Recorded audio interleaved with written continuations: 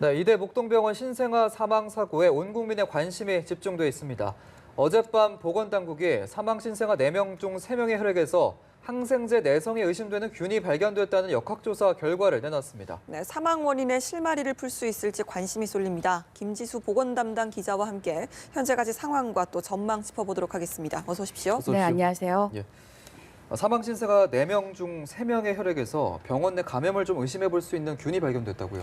네, 이제 질병관리본부가 어젯밤 자정쯤 이대 목동병원에서 사망한 신생아 4명 중 3명의 혈액에서 항생제 내성이 의심되는 균이 발견됐다고 이제 밝혔습니다. 네. 발견된 균은 시트로박터 푸른디라는 균인데요.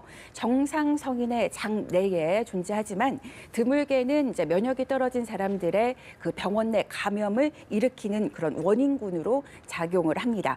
면역 기능이 떨어진 이제 중증 환자에게 호흡기, 비뇨기, 혈액 등을 통해 감염을 유발하는 것으로 알려졌습니다. 발견된 이 균은 그람 음성균에 속합니다.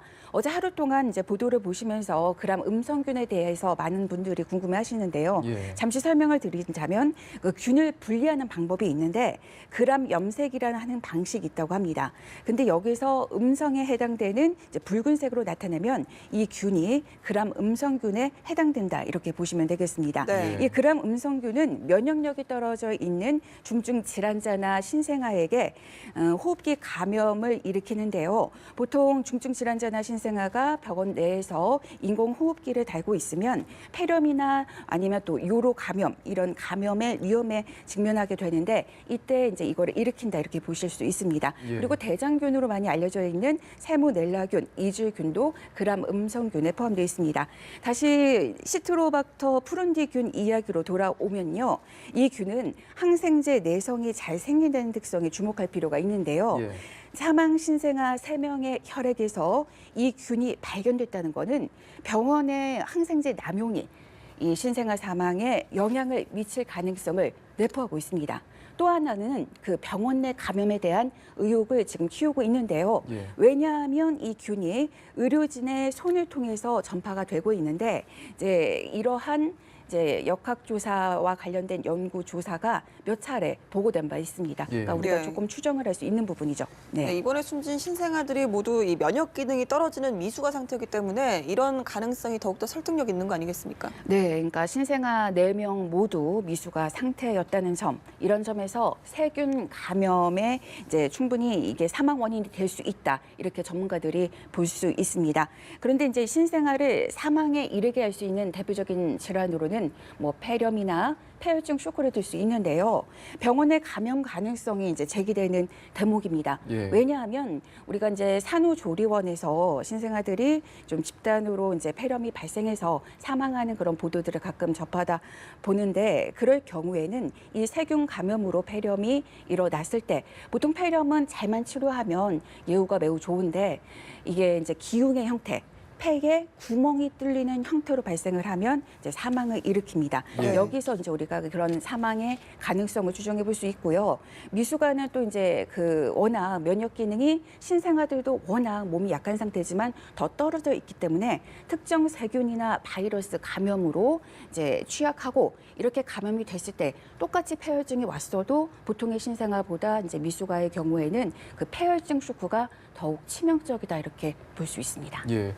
지금 이거보다 또 반대되는 해석도 나오고 있다고 하던데 어떤 건가요? 네, 지금까지는 그러면 이 세균 감염이다. 그리고 중요한 거는 병원 내 감염인지 아닌지 지금 현재도 역학조사가 진행 중이고 있는데 예. 어떤 일부에서는 이거는 세균 감염으로만 설명하기에는 한계가 있다 이렇게 보고 있습니다. 예. 네, 시트로박터 푸른디 균으로 이 균이 이제 숨진 4명 중 3명의 미숙아에게서만 확인이 됐고 또 4명이 81분이라는 그 시간 동안 동시다발적으로 연쇄적으로 이제 숨진 점을 들고 있는데요. 예. 이런 점을 근거로 들면서 이거는 세균 감염으로만 사망 원인을 보기에는 아직 미흡하다 이렇게 볼 수 있습니다. 네. 그리고 이제 국가수 사망 원인을 어저께 1차 발표가 나오면서 또 다른 발표가 나왔는데 세균 감염이 원인이 아닐 수 있다는 입장을 내놨는데요.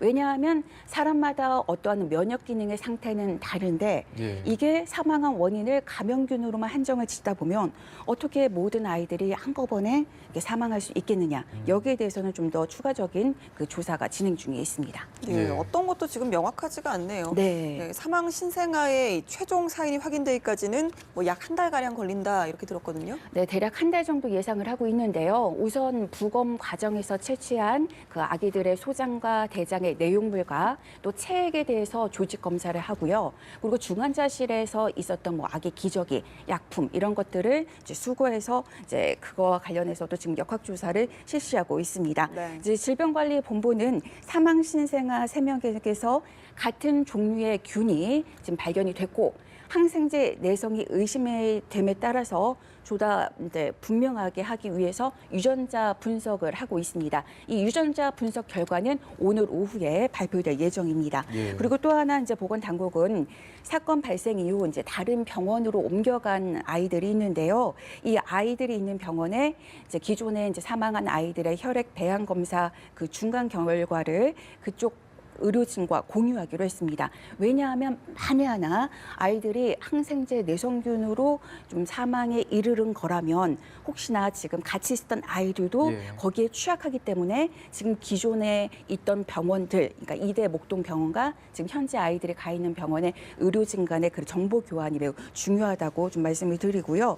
그리고 이제 지금 이대 목동병원 그 신생아 중환자실에 이제 출입했던 의사와 간호사에 대한 지금 조사도 하고 있습니다. 그러니까 감염 경로, 감염원을 정확하게 하기 위한 이런 역학조사가 진행 중이고요. 예. 또 하나 이제 짚을 것이 보건당국이 이제 8명의 하나가 퇴원하거나 다른 병원으로 옮겨갔는데 여기서 4명이 로타바이러스에 걸린 것으로 확인이 됐습니다. 네. 이 또한 정밀 조사를 하고 있습니다. 예. 그리고 이제 당국이 이번에 확인된 그 시트로박터 푸른디균이 이제 신생아 사망과 현재로서는 직접적인 관련성이 있다고 단정 지을 수는 없지만 혹시 모를 수 있는 그런 항생제 내성균으로서 작용할 수 있는 것들에 대해서 주목해서 오늘 오후에 결과가 나올 겁니다. 그러니까 아무튼 뭐 국가수의 부검 결과도 계속 나올 것이고 역학조사 결과도 나올 것이니까 예. 종합적으로 이제 판단을 해봐야 할 그런 일이 남아 있습니다. 예. 사망 원인이 하루빨리 규명이 돼서 좀 이런 일이 다시는 발생하지 않았으면 좋겠습니다. 김지수 기자였습니다. 고맙습니다.